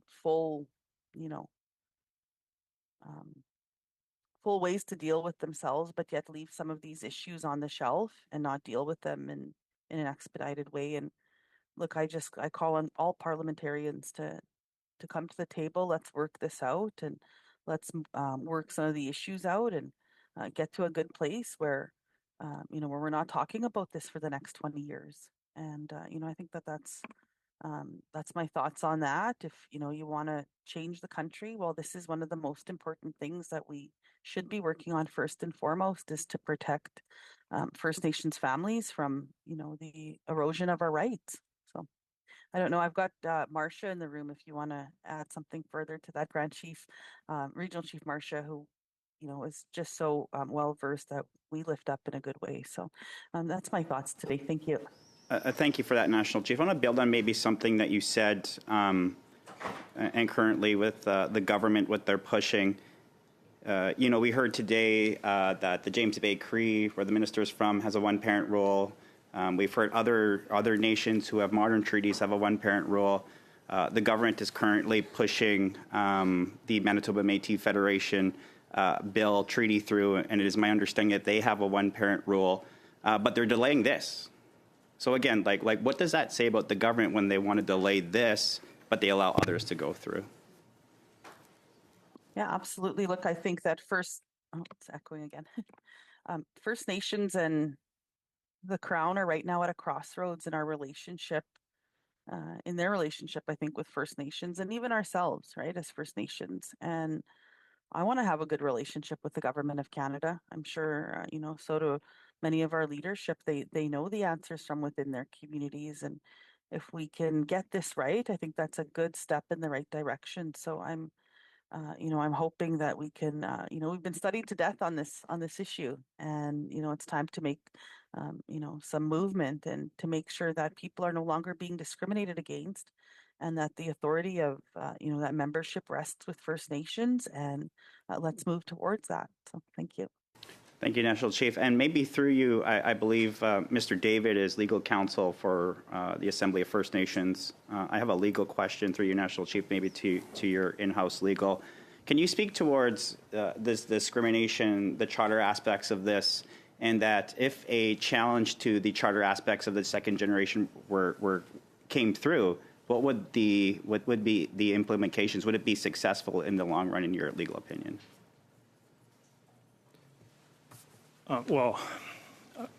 It's hard to comment without knowing what the facts of such a challenge would be. I would say there's a very good chance that the second generation cutoff, in my view at least, would be held not consistent with the Charter. Just looking at cases here, but also other cases that involve descendancy and interactions with the Charter. That's particularly true for Section 6. I'm less clear on whether or not that would hold for Section 11, noting that the order in this case does not actually include Section 11. Thank you. Thank you, sir. And then maybe I'll go to Mario or Cynthia. You know, I as a member of Parliament, I take great pride in being from this country, being First Nations, and I just take great pride in being a Canadian. I as a little bit of a political nerd, for lack of a better word, and a Canadian, I watched that CBC documentary about Canada, people's history. The first story in there, out of everything in Canada's history, is the extinction of the Beothuk, the very first episode in Newfoundland. You mentioned that the Wendat, 80% of them under the age of 39 are 6'2". You can see the end. You can see the extinction of your people. How does that reflect? Do you see one day where Canada's going to talk about the extinction of the Wendat as well? You have 30 seconds. I'll jump in. Kinanaskam, thank you for your question, MP Morin. Myself, I'm here representing myself. I'm not here to speak on behalf of my nation, the Wendat Nation, but we see it. We see it every day because it's actually 87% of Wendat, registered Wendat 0 to 39, 87% are 6'2" and can't transmit. And we see it in real time. As Mario mentioned, we have kids who are non-status who are disappearing into a system, don't have access to the same rights, they can play hockey at school, but they can't play hockey in the tournament. Try telling those kids and making them understand when they're in grade 2. So we're seeing it, and projections that we've worked on suggest that in the next 50 to 70 years, my voice might be among one of the last of the Wendat people. We're facing that extinction head on. Thank you very much. Next, we have MP Greaves for 6 minutes, please. Thank you, Mr. Chair, and good afternoon, colleagues. Good afternoon, good morning, colleagues, and good morning to our witnesses. Thank you all for being with us today. This issue is so challenging for the committee. We've heard testimony from witnesses, from First Nations leaders and chiefs and members of different nations, including today, of course, who are very clear and very strong in their support for the amendments contained in S2 and insist that the discrimination that is contained in the Indian Act has to end, that it's incompatible with Canadian values and it's an infringement upon the rights and dignity of First Nations people, Indigenous peoples, particularly women. We've also heard from representatives and leaders of other First Nations and Indigenous communities who say that while the discrimination in the Indian Act must end, they do not support these specific amendments because they view it the idea that the government would change the Indian Act in a way that created new members of those nations without the consent of those nations as an infringement of the Crown's duty to consult. And so the work of this committee and the work of the government is to find the best way forward between these two critical imperatives and these two principles, each of which are fundamental, but in this case are actually in some tension. The question around ending discrimination and the question around the Crown's obligation to consult with Indigenous peoples precisely in the way that it has not done historically and obviously did not do in the case of the Indian Act. In that context, my first question is for the National Chief. Thank you for being with us today, Chief. You have advocated frequently for the need for First Nations to have control over their own membership and their own citizenship. I'm wondering if you could elaborate on why self-government and control over membership is so fundamental to First Nations in your view. Absolutely. Thank you for the question. Echoing again. First of all, we have, the longer that we wait, the more that our people will be impacted. So we must move forward without hesitation. First Nations have been consulted on this question of status and of citizenship since at least 1985. We're in this position because Indian status has been a reality in First Nations communities now since at least 1850. It is the federal government that has the legislated Indigenous identity in the first place, and the federal government must take responsibility for discrimination under the legislation. First Nations are ready to move forward in a good way and find a good path together, so there is no excuse for further delays. I think First Nations also agree that the second generation cutoff should be removed. Solutions to this must be adequately co-developed with First Nations rights holders. Some have voiced that the one-parent rule could be a potential option. The AFN also urges Canada to prioritize First Nations perspectives and solutions on the second generation cutoff, while the current Indigenous advisory process led by ISK is an important step. The real solution will come from Canada creating multiple options and pathways for First Nations rights holders to assert their laws and jurisdictions. I think a solution to implement the changes to the Indian Act to remove the second generation cutoff rule is long overdue. There will be an adjustment period in terms of the impact on First Nations communities, but delaying that process and furthering discrimination within the Indian Act isn't doing any good. The lack of resources within communities is a serious concern, but cannot be used as an excuse just to pass the buck.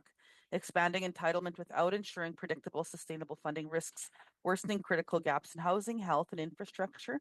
So recognition must be matched by these resources. Thank you. Thank you for that answer, Chief. Both in that response and in your opening statement, you made mention of co-development and the need for First Nations and the federal government to co-develop policies that will affect First Nations and Indigenous peoples going forward. In that context, if I could turn to Chief Smoke. Thank you for being with us today, Chief. I understand that you have had experiences in your role of working with the federal government on these consultative processes. Could you speak to that experience and what, from your perspective, the outcomes of that have been for you and for your nation?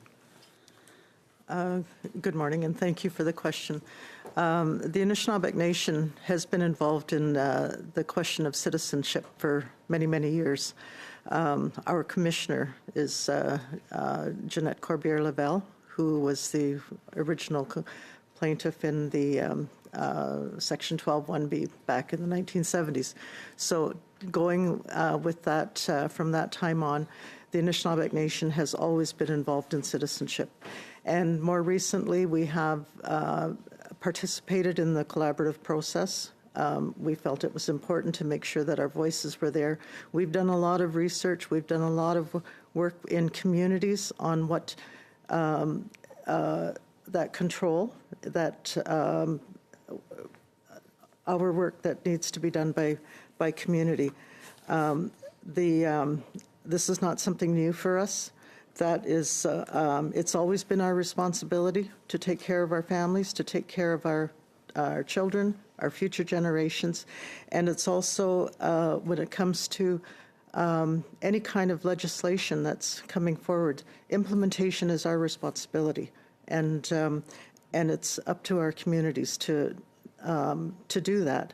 And so we have been working alongside of our communities for many, many years in terms of looking at how the membership would work on a nation, each nation.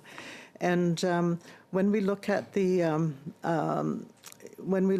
work that's going forward in the collaborative process, we made sure that we were there, that our voices were heard, because the work that we have been doing has been, because it's been ongoing for so long, and the history that we bring to the table. One example was that I recently attended a meeting with. Thank you very much. We're over time now, but yeah. And you can add, you can send stuff in writing as well if you wanted to give that example in writing to the clerk, and then we will have it. Thank you. Thank you. Deputy Gill, pour 6 minutes, s'il vous plaît. Merci beaucoup, Monsieur le Président. Encore une fois, merci. Thank you very much. Once again, I want to thank all of our witnesses who are here today. I want to thank all of our witnesses who are here today. Je crois que la chef nationale ne pouvait pas entendre. I think the Grand Chief couldn't hear the interpretation. Can she hear it now?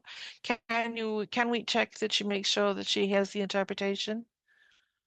Yes, you can hear. Can you do a thumbs up? Okay, excellent. I'll start again.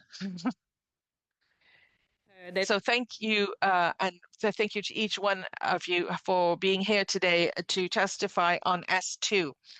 I was really struck by what was said, because Grand Chief Smoke, by what she just said, and many other people have also said so. We've talked about UNDRIP and the government committed to, and the discriminatory words, racist words were mentioned, colonialism was mentioned, genocide was mentioned, and obviously I ask myself, why are we delaying the adoption of a bill? Why? Because we're talking about discrimination and genocide. What argument can withstand such strong words?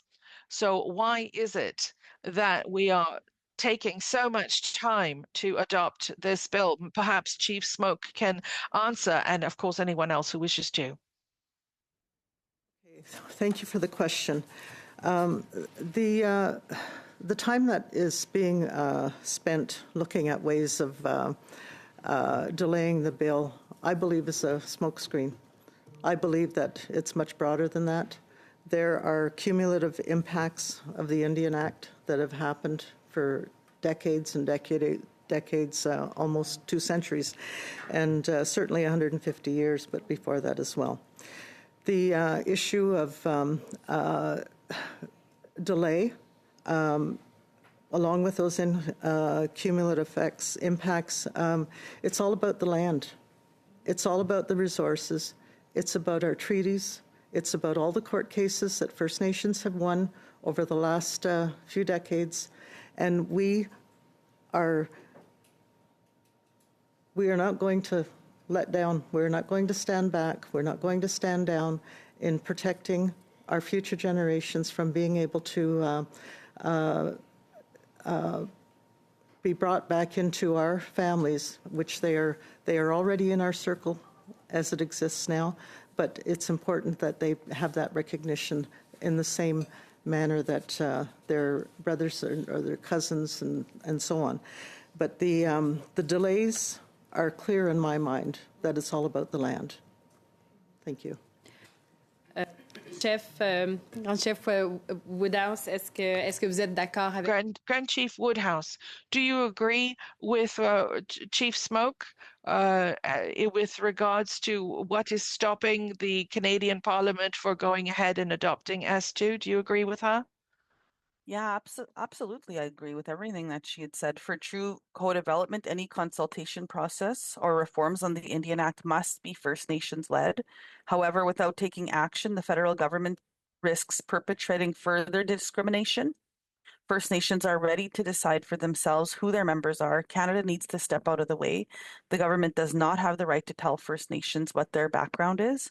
Delaying the removal of discrimination in the Indian Act undermines reconciliation We have never created this. This was done to us by the government of Canada with the creation of the Indian Act.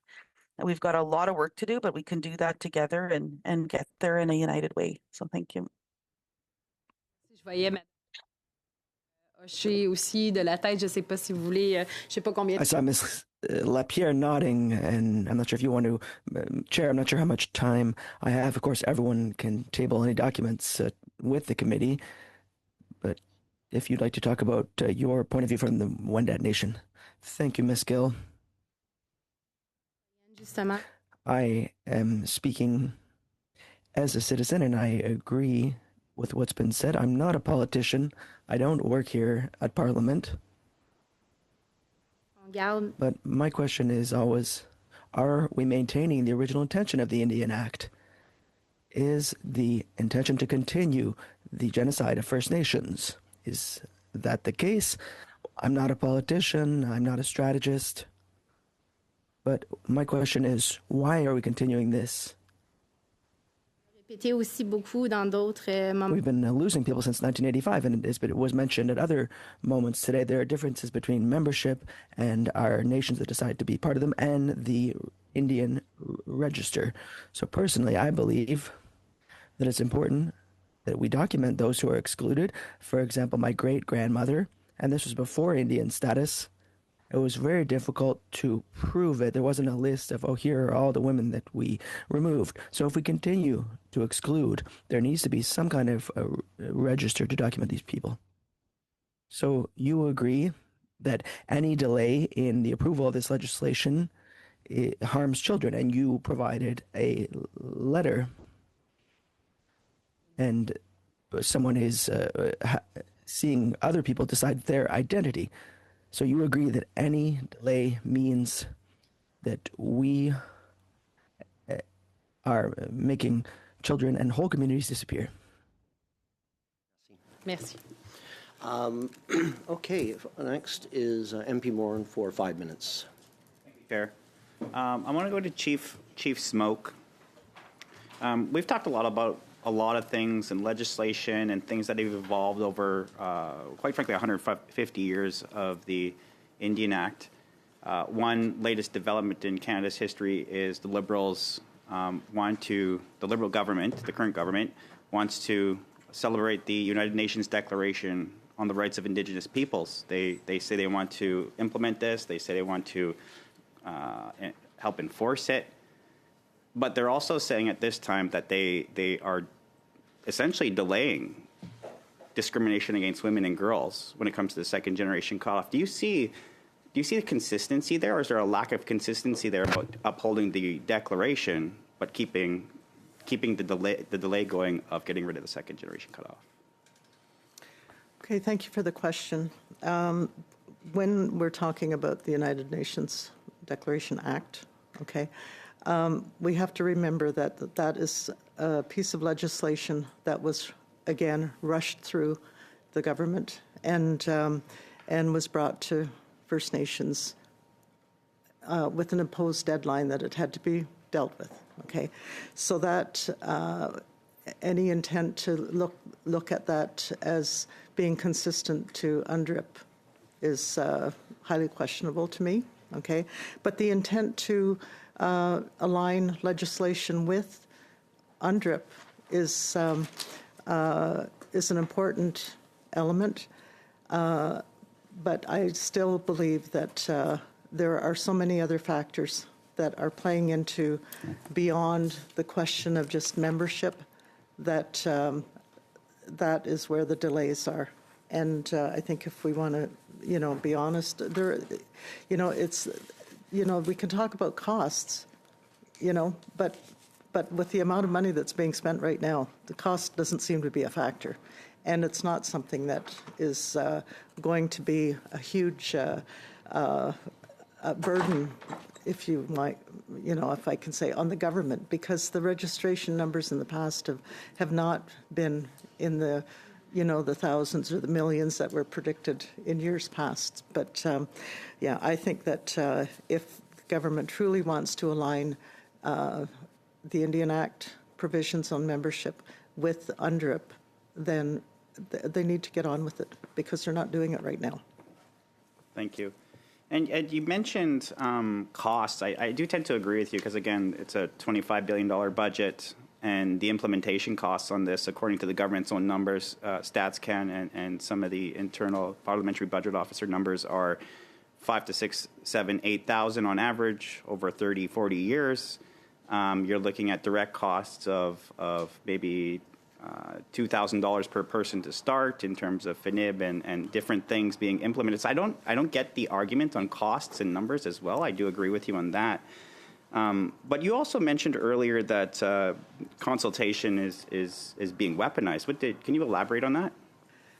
Well, I think it's pretty clear that when it comes to consultation, we have always been taken the position of free, prior, and informed consent.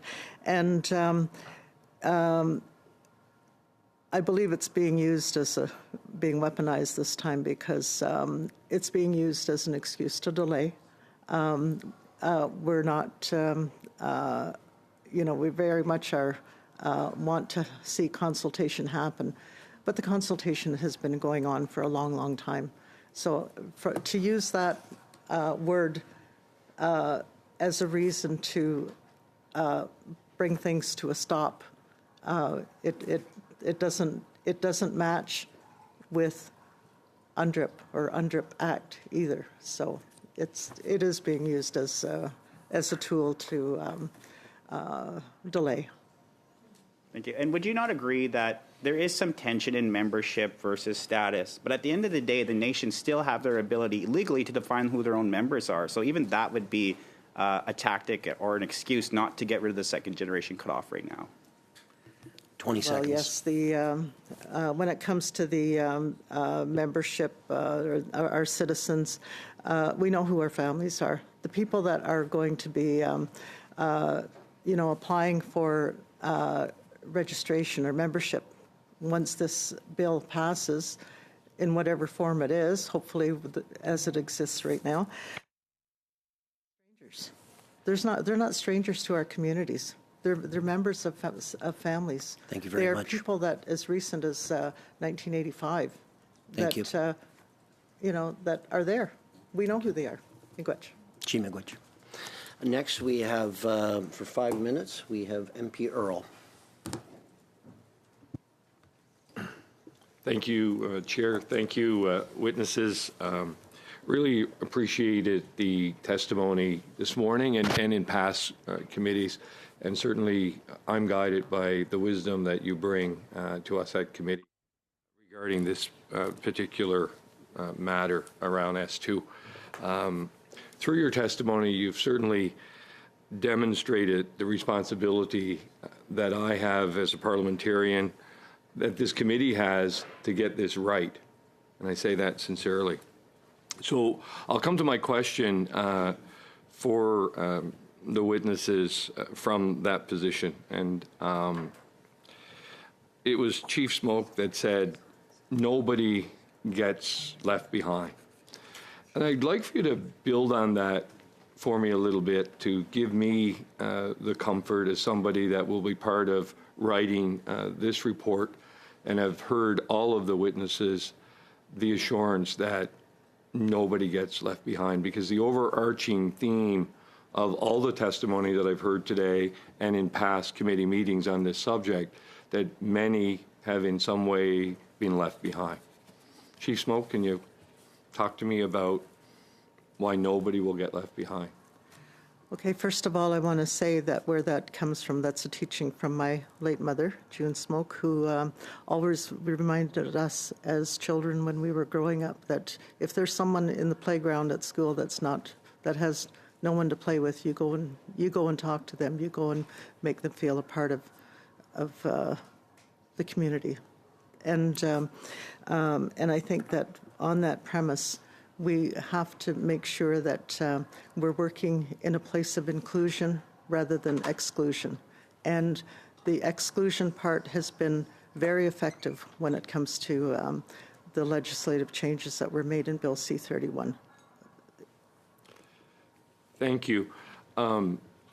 reading, documents that I've been provided on this subject matter and to prepare for a committee dealing with such important and deep subject matter, I'm drawn to a court case from the Superior Court in Quebec from 2017 in a similar fashion to this, where changes were made. And post the changes that were made by government, it was identified that there was a lack of information that got out to people that legitimately had now the ability to exercise their rights that they were given through the changes that were made. Maybe, Cynthia Lapierre, you can help. How do you feel we should be addressing getting that information out? Should it go out directly from the nations? Should it go out from the Crown? Could you speak to us and to the committee about how you would like to see that information distributed and getting out there? Thank you for your question. To clarify, information about who is entitled or could be entitled? Exactly. Yeah. Based on if we change the one, right, accept the amendments as presented, the legislation changes, how we would get that detail out to people that may no longer have a deep connection to their community because of the, if I may say so, the cutoff that happened. I can only share my story, but my whole life I've known who I was, but I did not belong to my nation. No one since my great-grandmother had. And as I mentioned, Indian status is something that was created around 1951, if I'm correct. And so these things weren't documented. There weren't lists. So people, for example, with Bill C-31, changes that had been made, those people were contacted, became 6-1 instead of 6-2 and so forth. And so that's why I call that we have to have this Indian registry of who are the descendants, because people need to have a right to know. Myself, my great-grandmother, as of right now, I am the only one who has my status. And so trying to contact people and make people aware and also bring them back to community is really important. Myself, my journey was reconnecting with my community before asking for my status personally. That was my journey. And so I think there's a responsibility there to document the hurt because some people don't know. There are people out there who have rights. Myself, it wasn't until I was working in Kahnawake and I learned about all of this. My grandadé had never said she lost status. I didn't know. And as I learned what reconciliation was as a Franco-Ontarienne woman, it was kind of like finding out that you were adopted and not knowing. You're like, wait a minute, this happened to my family. Wait a minute, this attacked me. Wait a minute, I was buried. And so I think it's important that Canada has this accountability to people to maintain those lists. And to close on that statement as well is, we face a lot of situations with people who affirm Indigenous identities. And so by having those lists, those would be useful tools as well to confirm identity. But at the end of the day, our nations get to decide belonging. Thank you. Personally. Thank you. Thank you very much, Cynthia. Okay, Deputy Gill for 2.5 minutes, please. Merci beaucoup, Monsieur le Président. J'ai entendu mon collègue. Thank you, Chair. I heard my colleague mention a decision from 2017 regarding nation governance. Iuichi, the Cree. And so information can come afterward, and the agreement was made with the nation to provide them with more autonomy and to provide them with a jurisdiction in certain areas. So it wouldn't be an argument to say we don't have all the information. This has been done. This agreement was made with the Cree. They're aware of it and they support it. We're talking about development, economic development. And so this is something very positive. And just a last word. Intellectuel. The arguments used are often very intellectual and a little bit cold. So, Ms. Lapierre, perhaps you could tell us about that young woman's letter. Perhaps you could tell us about this generation that it can't appear before this committee. This 11-year-old girl can't appear before this committee. So we've spoken about discrimination, about human rights, and these things are extremely important to me. Que nous sommes humains. And it's these rights that make us human. So if you could just tell us about the impact on children and the children, of course, of every nation.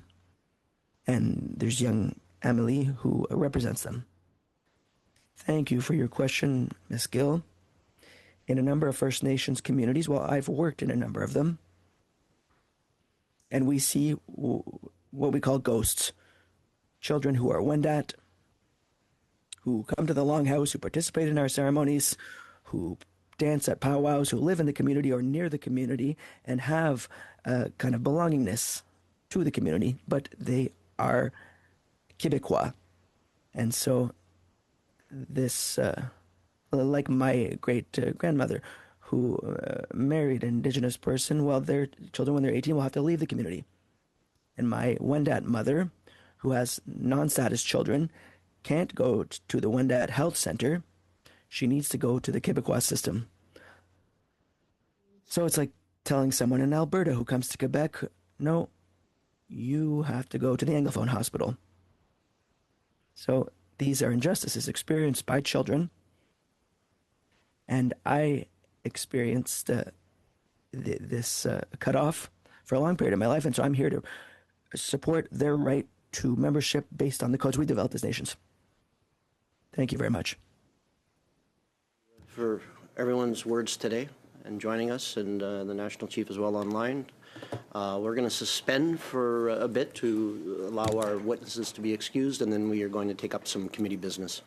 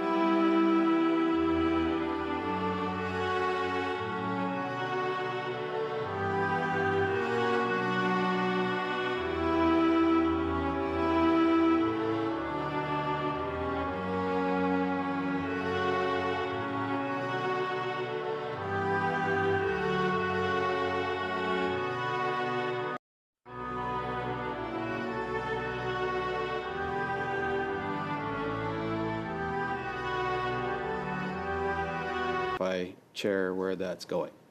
Well, we have passed it in its form, and I believe the clerk might have a copy of it. And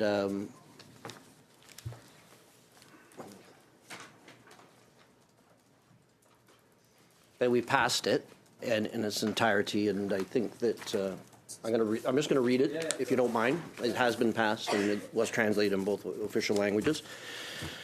Okay, that pursuant to Standing Order 108-2, the Standing Committee on Indigenous and Northern Affairs undertake a study of affordability challenges in Northern Canada with a focus on the rising costs of heating, food, housing, and transportation, provided that no fewer than 5 meetings be dedicated for the purpose of the study, that the Minister of Northern and Arctic Affairs be invited to appear for no less than 2 hours in relation to this study, that the committee's report include recommendation to the government to improve affordability in Northern and Arctic communities, and that the committee request a comprehensive government response to the report pursuant to Standing Order 109. That is what we're discussing right now. I just wanted to read it into record, so go ahead. Yeah, I just wanted to know when we're going to proceed. It's up to the committee. I'm in the committee's hands, so it's up to you guys to discuss that right now. Yeah. Okay. We would like to move forward on it right away, but like to discuss it, I guess. Okay. Yeah. All right. Deputy Gill.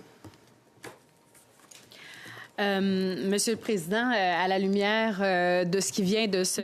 Mr. Chair, given what has just happened during the committee meeting, we're talking about the S2 bill. All witnesses say that it's an emergency and we have to be very quick.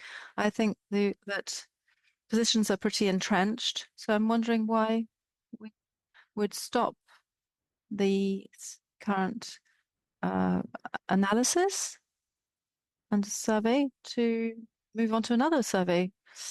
And once again, Mr. Chair, I've asked this several times. I would like us to have a timetable to see how the work is going to be organized. It's sort of decided at the last moment, and I would like to be in a more structured situation in the committee, and so we can talk about priorities. If we have something to talk about, then we do that. But there's no in-depth discussion on main issues and priorities, and there are no sort of deadlines. It would be a good idea to have deadlines and subjects. Even as an MP of a Nordic riding, I agree with my colleague, Mr. Zimmer. It's very important to carry out this piece of research, but I would like to have a timeline, even if it can be adapted or adjusted based on the agreement with other members of the committee. But I would also like to know if my colleagues agree that the fact that S2 ought to be carried out and resolved as a priority. And we may need, of course, to delay on certain issues, but it has to be done in the quickest way possible.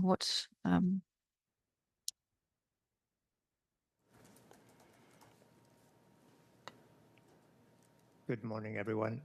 I wanted just to add my support for the affordability study, even to, I think if the committee is in agreement that we could even run these two studies simultaneously, if we were to have a few more a few more periods to hear on S2 and perhaps even establish the affordability study and have a couple of meetings before we take the summer recess. We know, I think we're all hearing from those of us in the north, hearing from our constituents, but of course not just in the north, but especially in the north, some of the latest challenges to affordability, and I think it would be appropriate for us to get that study underway. So I would certainly support Mr. Zimmer's request to move on this in priority, even while we are still deliberating on S2. MP Moore, you had your hand up. Yes, I would like to add consideration of one thing before summer break. We had passed a motion to the effect that the minister would appear for 1 hour on Saskatchewan I understand that she did visit the community and good things were said, and the commitment from this committee was to hear her for 1 hour in consideration of that crisis. I do think it's fair that she come before the summer break along with Kaseshwan according to that motion to appear. It isn't an emergency. I don't want to take anything away from the North because that's an emergency too. We've heard testimony that S2 has also been dealt with for 150 years, but an hour of this committee's time before the end of the break for the minister to come as per our motion along with that, addressing that crisis would be ideal. Okay, that's duly noted, but noted. And back to MP Zimmer's motion that's been read into the record. Jaime? Yes, I'm supportive of going, looking at the affordability in the North. One of the things that we didn't quite finish off in the Indigenous policing study was the parliamentary budget officer was supposed to get back to us on some numbers on how potentially we could remedy some solutions around policing as an Indigenous as an essential service, and I think that that's something that we also should look to finish off and actually get some recommendations before we end the summer. So I'm in agreement with a study on northern affordability as part of this. I also agree that S2 is a priority, and we have some things to finish off. So maybe, Mr. Chair, if we can put it into your hands, I think that we've got general kind of consensus about what we want to do before the end of summer. If you could work with the parties and create kind of a timeline to get back to us, I think that you'll be able to, we can trust you to figure out how to ensure that all of these things get resolved before the summer, because we all worked very hard this term, and we all want to get back to our constituencies and do some of the good work that we need to do there. Okay, duly noted, and the PBO has gotten back to us with the information, the gap analysis that has been done, so we can set aside probably a meeting for that. Okay, Deputy Gill, and then I have MP Zimmer. Merci beaucoup, Monsieur le Président. Simplement une correction. Non, il n'y a pas un consensus. Thank you, Mr. Chair. No, there isn't consensus. I have to say this, speaking in my name. There is no consensus, at least not on my part. And of course, I would like to know why priorities have changed. There may be the 106.4 if there's an emergency. You don't wait 2, 4, or 6 months to say that there's an emergency. You work on an emergency immediately. That's the principle of it. And I'm waiting with impatience to hear what the timeline is for the work that we're going to be doing to lead us to the end of the session in June. Thank you. Yeah, thank you again for the consideration. I appreciate it, Brendan, too. I think just part of that is we were also discussing about being in community. I think it's really important, and Brendan would probably relate, and Lori would relate to the costs. It's one thing to say it in Ottawa, but it's another thing to see the sticker shock when you actually walk into a grocery store up in Iqaluit or wherever, right? So I would propose that we travel as well. Now, whether we go to one place or we go to two, if it's two, that would be my perfect scenario. Would be on the western side of the Arctic would be Inuvik, and on the eastern side at least Iqaluit. They're relatively easy to get to on an airplane. Any of the other remote communities are even better to visit, but they're much more difficult. So that's just what I would propose. But I'll leave that up to you to say to see or let us know what's possible. Okay, so... And again, part of the planning, I think, even pre-summer, is to maybe do some of that planning work before, because some of that work should be done sooner than later. Okay, so what we can do is call for a vote, because it's not consensus, on doing what they call concurrent studies, that we're doing them at the same time, okay? And then I will work with the clerk and the vice chairs to, map out the timing. Things keep changing, but it is the will of the committee that sets the agenda. I'm just your chair, so I think I will call a question on. Go ahead, Lori.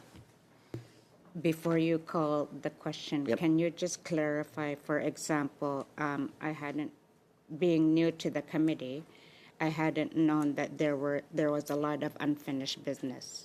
including what MP Morin said about Saskatchewan and how the minister would come and appear. Like, I think that still needs to happen. I agree that is an emergency as well. Okay. So when you're calling... That could be part of the concurrence. Yeah. Okay. All right. Okay. So concurred ints of studies. So we're going to do work. This happens in other committees. This is my 11th year here, and we've done a lot of different studies at the same time. And I appreciate everyone's works. You're always prepared and contributing greatly on the matters that we are here. Before we go to a vote, I see Deputy Gill had a hand up. Merci, Monsieur le Président. Évidemment, je remets également entre vos mains le fait de prévoir. Thank you, Mr. Chair. I'm also agree with a trip as suggested by Mr. Zemmer, and maybe it would be good to include the north of Quebec. That would very much be greatly appreciated. Just have a thought for them. I know that Canada and Quebec are huge, but if it is possible, that would be greatly appreciated as well. Thank you. So all in favor in doing concurring studies about what we just talked about, raise your hand. Against? Carried. Merci beaucoup. And we're going to adjourn, okay? Merci.